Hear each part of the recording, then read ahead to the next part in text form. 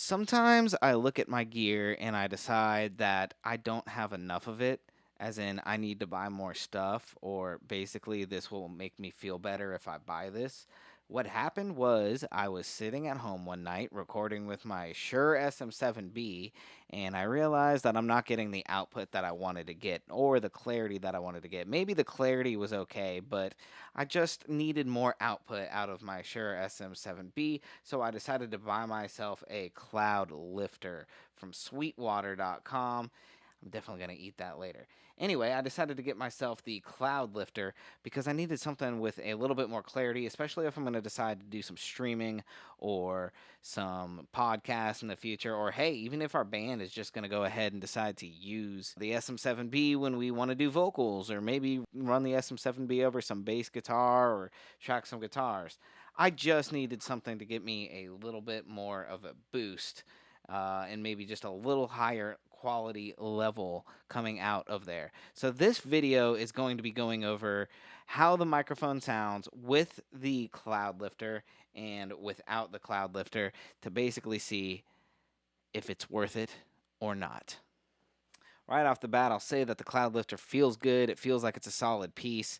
The metal and everything is built well. The knobs are built well, which is very important to me, especially messing with guitar pedals all the time. So, yeah, hopefully you guys enjoy this video, and if you do, be sure to like and subscribe.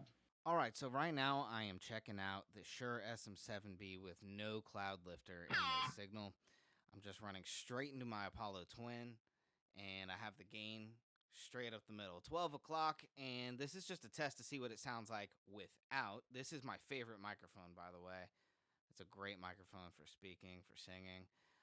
So I just wanted to see if I can get something with some extra gain. We're going to run it through the Cloudlifter now and see if that sounds any better or if I completely wasted my money. All right, now I'm recording with the Cloudlifter, SM7B into the Cloudlifter. I have the impedance knob right up the middle. I have a high pass filter on, so I'm cutting out some of the low end because we don't really need any of that. I'm always going to cut that stuff out. And I am running the extra toggle switch on the end to have the max volume output. And we're going to see how it sounds, how much difference in volume am I getting now compared to without the Cloudlifter. This is the SM7B running through the Cloudlifter with a high pass filter, the impedance knob straight up the middle, and lastly, the output toggle switch is set to the more setting instead of the max setting to see how much of a difference it is between the max and the more setting as far as volume works.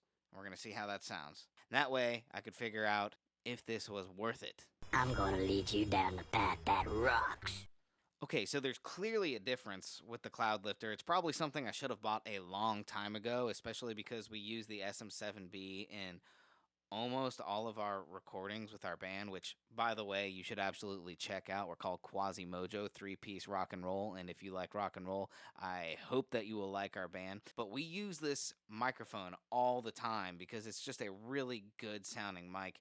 I've always just been a fan of it as a secret weapon, too, on bass guitars and things like that. So I think that it's something that I'm always going to use. I'm actually really disappointed in myself for never really getting a Cloudlifter before, especially since I had the opportunity to buy one some years back and I just never did because I don't know. I was like, "Oh, I don't need that." But now you can clearly see that there's a huge difference, and it is noticeable in the waveforms on Pro Tools, but you can actually hear the difference in amplitude as far as the way my voice sounds. I think I'm definitely going to be using this. I really should have been using it all along, for sure. There are a couple different Cloudlifters. I got the one with the impedance setting just because I want to be able to have different toneful options if I can.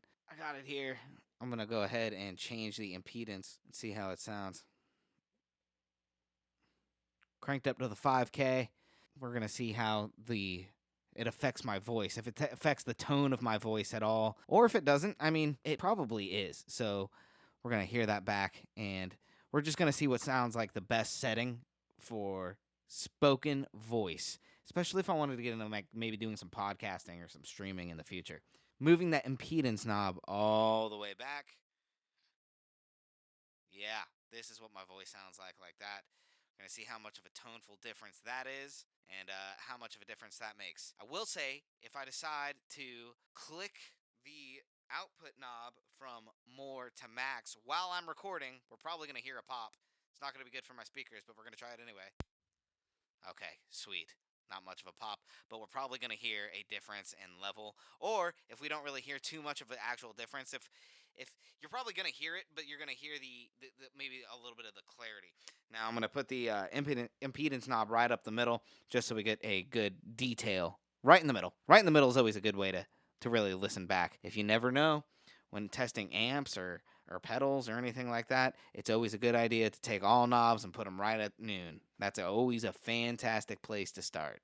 All right, it's clear to me that I probably should have bought this pedal a long time ago. I just wanted to do a quick video showing it off to see the major differences and the sounds that you can get with the Cloudlifter and without the Cloudlifter. So yeah, I definitely recommend it. Be sure to check it out, and if you ever get the opportunity to get one, yeah, don't even think about it. Absolutely do one, especially if you're using a mic like the SM7B, where there's, it takes a bit more to push some volume through there. You got to speak harder, if you will. But now I'm just running through the max setting, and my voice is coming through nice and crispy, sounding good, and should really clean up my audio. So yeah, highly recommended. Riff with Cliff approved.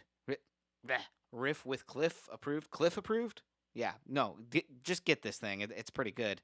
I appreciate you guys watching. If you enjoyed this video, please like and subscribe, and I'll keep more stuff coming as I decide to get more gear. All right, I'll see you guys the next time that I see you. Have a good one.